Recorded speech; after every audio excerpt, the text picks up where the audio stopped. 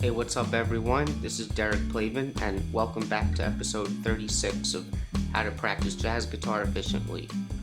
Now, if this is the first video you've ever seen on this channel before, I would recommend that you go back to episode 1 and watch the videos in order whenever you can if you really want to benefit the most, because this is like a free online jazz guitar course that unfolds in a logical sort of manner. But since you clicked on this one today, maybe check this one out first and see if you like it, and then you can take it from there. So, in today's episode, I'm going to discuss how we may go about learning a new tune.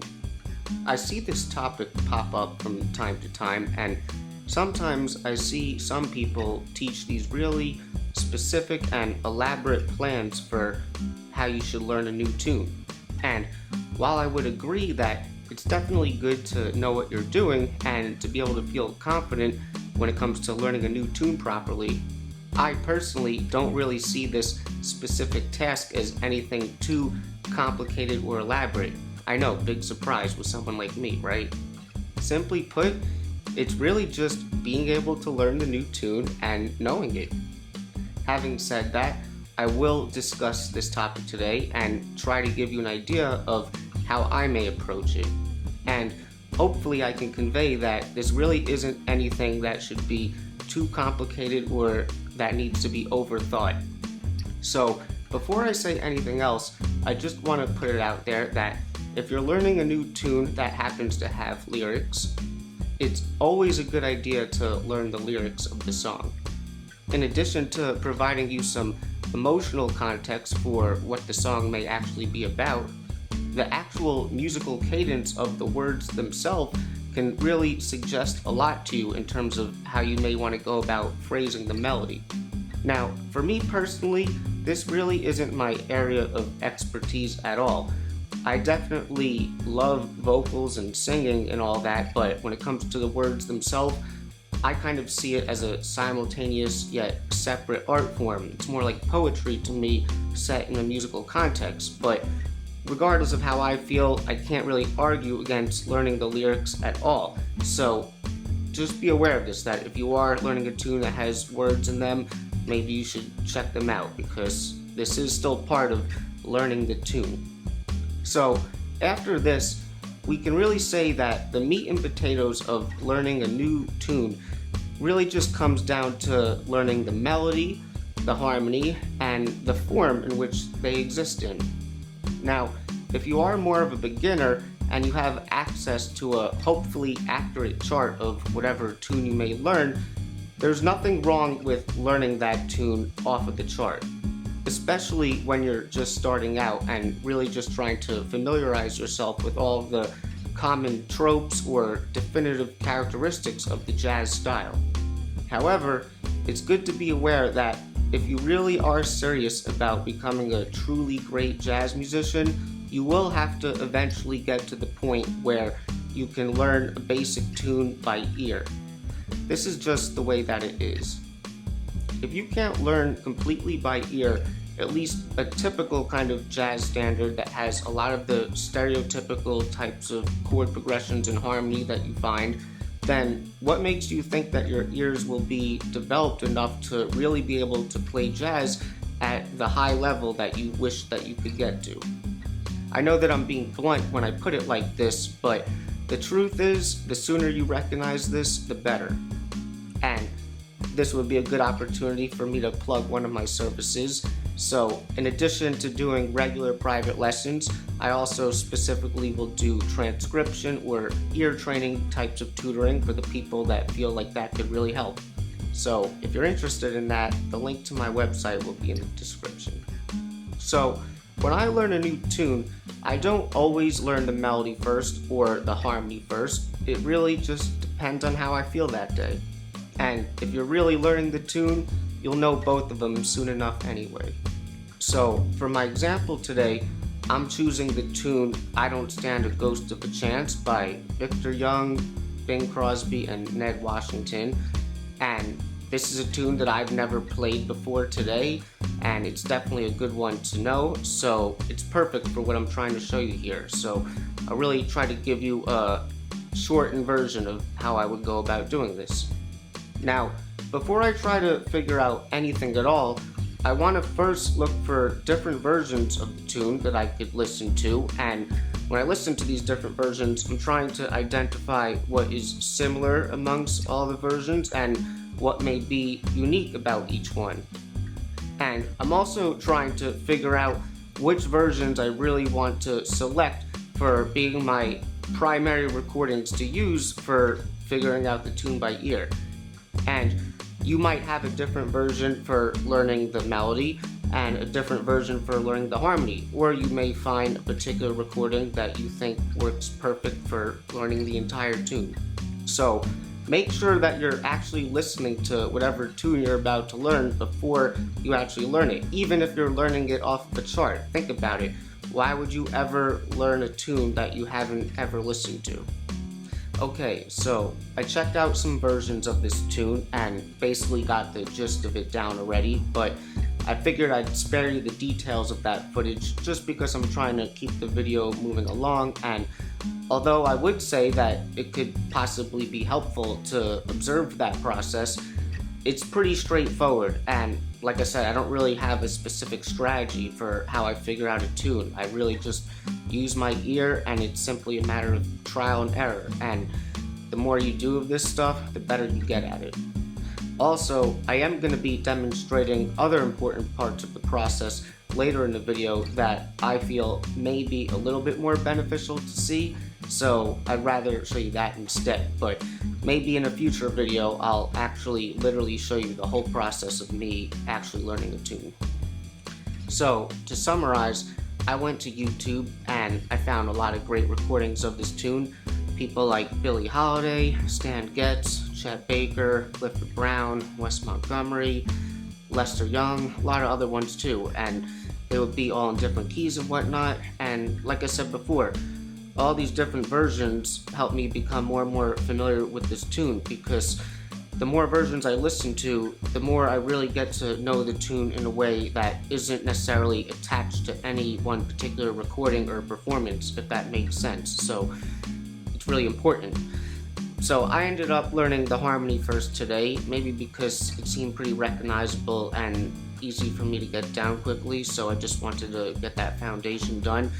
And I mainly use the Clifford Brown and Max Roach recording, so like I said, I'm not going to give you like a in-depth thing on, figuring out chord changes by ear, but if I were to give you some pointers now, I would say first to just make sure you're really focusing on the bass part so that you can hear how it defines the harmony, and it's oftentimes playing the root notes of the chords.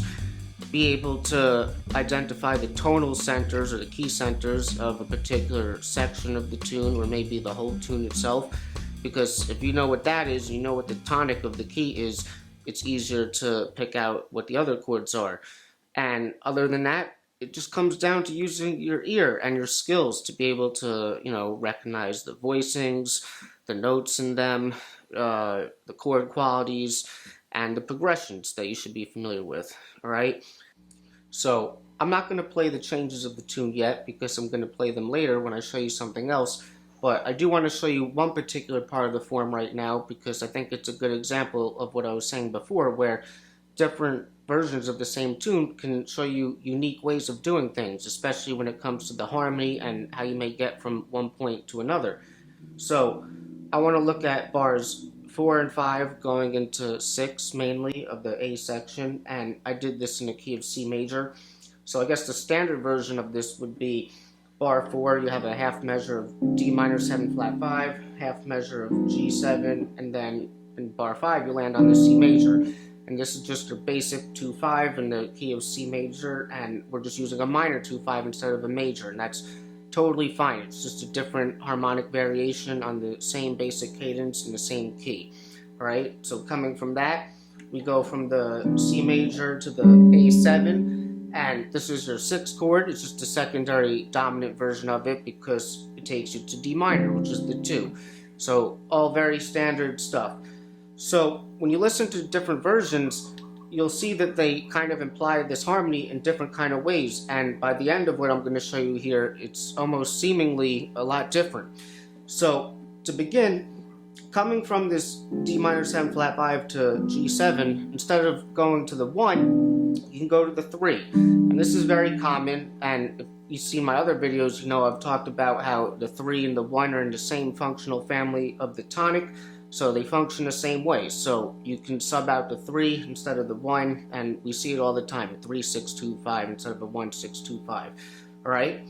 So if we come from that E minor 7 now, instead of going E minor to A7 to D minor, some people will go E minor 7 to E flat diminished 7 to D minor 7. And this one is a true substitution because that diminished is not the same diminished that functionally relates to the A7. Because typically that would be more like a C sharp diminished, same thing as B flat. Like if we actually were on C major and then we had flat 2 diminished, that's like the A7.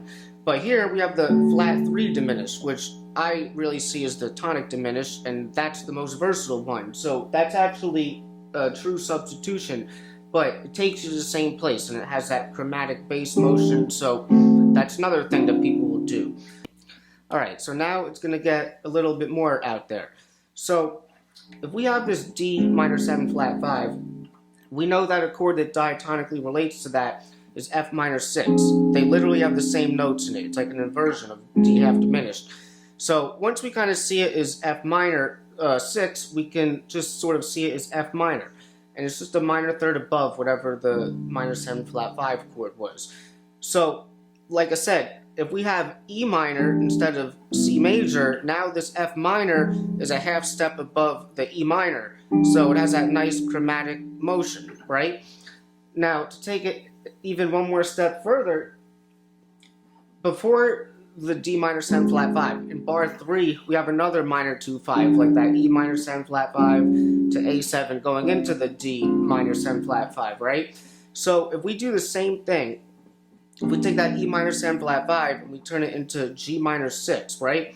So actually, once we just sort of see it as G minor and we know that we're approaching F minor now, we can just basically turn it into a minor 2-5. So basically now we have G minor 7 flat 5, C7 to, you know, F minor, and then we go to the E minor, right? So that might have been a lot. I know that was a lot of theory and harmony right there.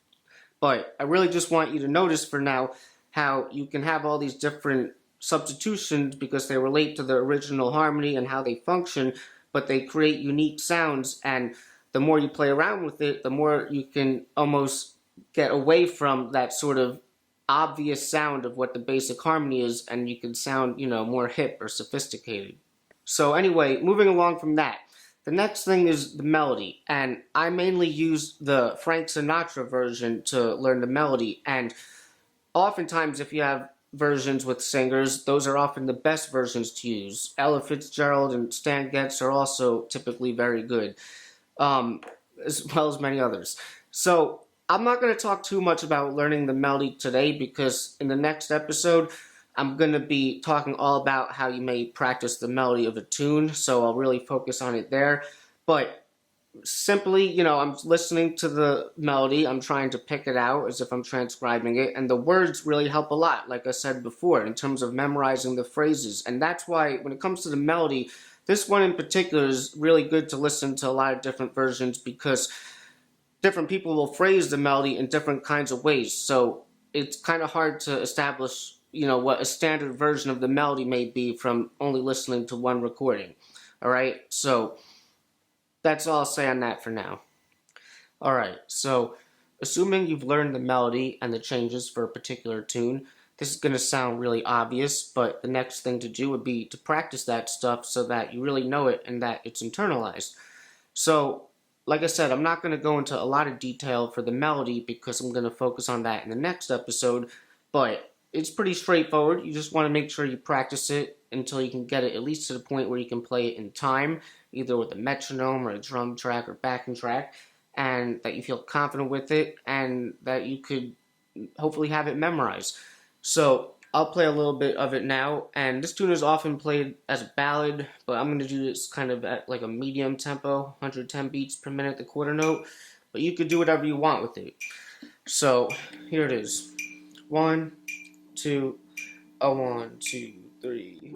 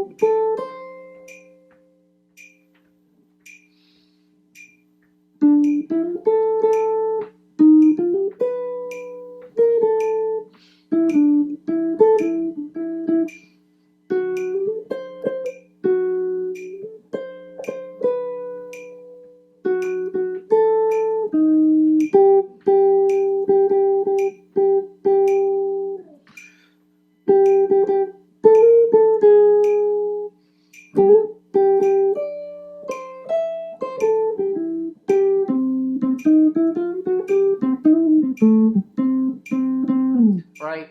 So, a little rough, but I just learned it. So, that's all you want to do, and we'll go into detail with that next episode. So, as far as the harmony goes, in order for you to really be prepared, you want to be confident with it from both a linear perspective as well as a chordal perspective. And in order to develop these things, you just want to do some of the exercises that I've discussed in previous episodes. So, for the linear thing, you just want to do the chord tones and half notes and get comfortable with it. And that's just a fundamental exercise that you're doing with different tunes and whatnot anyways. So when you're learning a new tune, obviously it's a great idea to do that exercise on that tune so that you really feel comfortable with the harmony and the way the strong melodic notes voice lead from one to another. So if I did a little bit of that, 1, 2, 1, 2, 3, 4.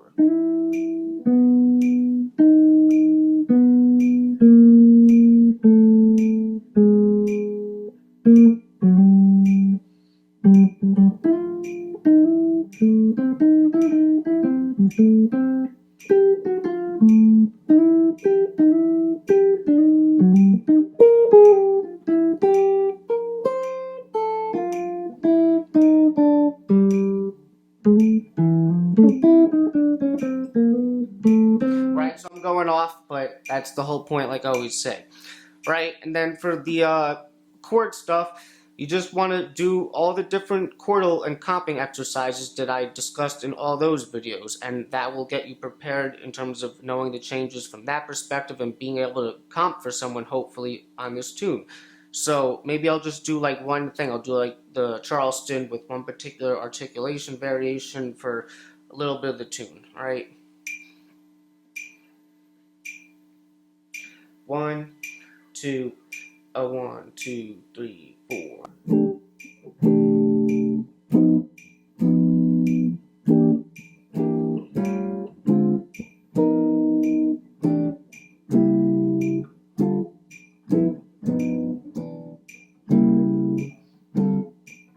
Right, so you get the idea.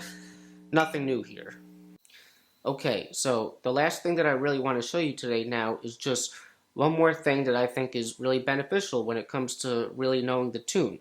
And essentially what this is you want to, as a starting point, be able to work out at least one chord melody for whatever the tune is.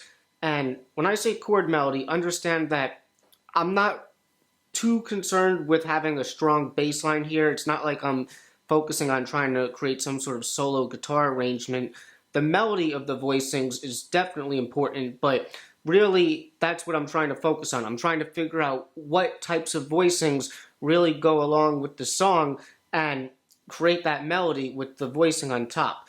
All right, so just to demonstrate, because it'll explain it a lot better. The melody for this song begins where it goes, right? And the first two measures, you got a C major 7 to like a G7 sharp 5, really.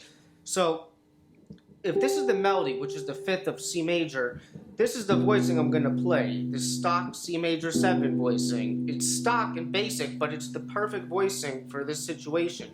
And comparison-wise, if I play this other C major 7, although it's the right chord, it doesn't go with this song as good. And this stuff is very important, all right? So the C major 7 with this voicing works better. And also, you can also play this 6-9, but I think the major 7 works better here.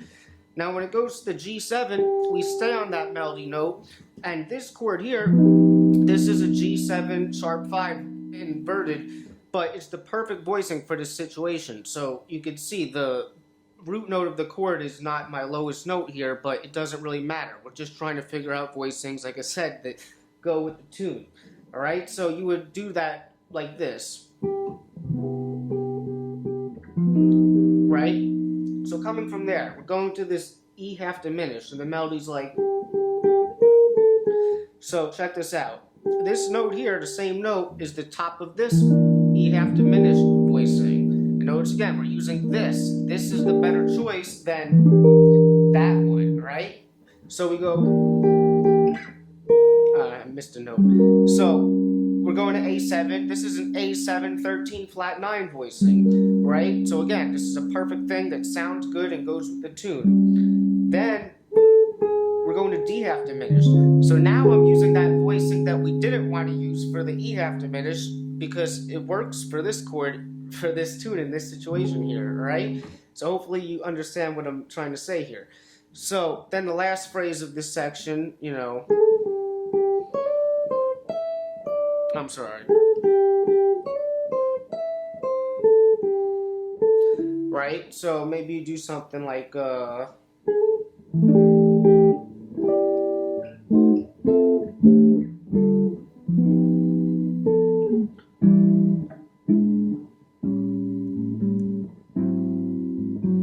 right? So let me just unpack that a little bit. So we're really starting here, and instead of playing the C major, like I said before, I'll play an E minor 7 with that note on top, and then I'll do this. Now this is just an inversion of an E minor 7, so works, and then this diminished is the same as the flat 3 diminished, just like I said before, so that's the diminished we're playing. And both these two voicings also go together in terms of that Barry Harris scale. So if we thought of this more as G major 6 instead of E minor 7, you know, this is part of that scale to go,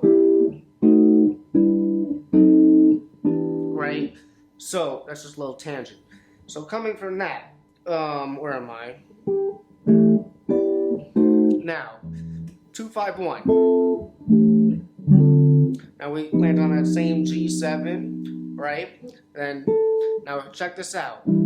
Basically, I have a 3-6-2-5. So I'm playing an E minor 7, then I'm inserting in the tritone substitution, B flat 7 with the sharp 11. And this is as stock an A7 shape as you can get, but I'm focusing on the melody note on top, keeping a consistent note, right? And then just more tritone substitution, chromatic motion, right? So that was a mouthful there, but I think you understand what I'm trying to show you there. That's basically just utilizing the melody to figure out what voicings will really sound good. And I've talked about this before in older episodes as well, so make sure you understand this stuff. You don't want to neglect this part of, you know, working through a tune. I'll just show you a little bit of the bridge then, just to finish it up. So the bridge, we got, what was it?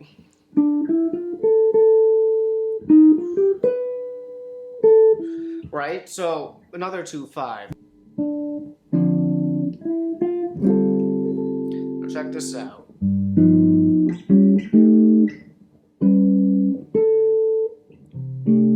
Right, so for the G7, I'm utilizing this augmented shape and actually moving it up in a parallel fashion, and it all kind of works over the G7. So you got that, and then I got another G7 flat 5 voicing here with the right melody note on top, and then land on the C major 7, right? Then we got, right? Just following the melody again. What do we got?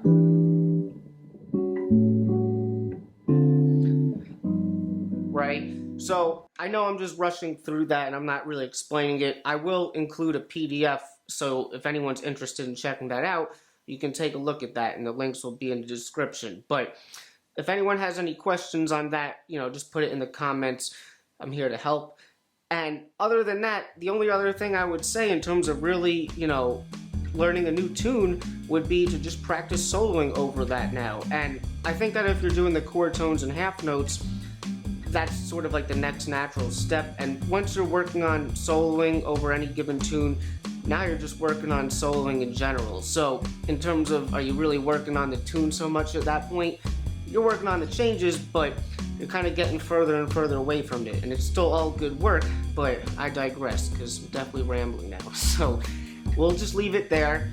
And like I said, if anyone has any questions, just put it in the comments. I'm here to help. And like I said, we're going to talk about practicing the melody really in the next episode, and it should be some good stuff. So if you enjoyed this, I would appreciate if you gave it a like and consider becoming a subscriber as well as a contributor to Patreon, where for $5 a month you get all the PDFs. And if you think anyone else would enjoy this content, please share it with them as well. And that's it. And I'll see you guys in episode 37. Swinging and playing the blues. That's what we about. I try to help you.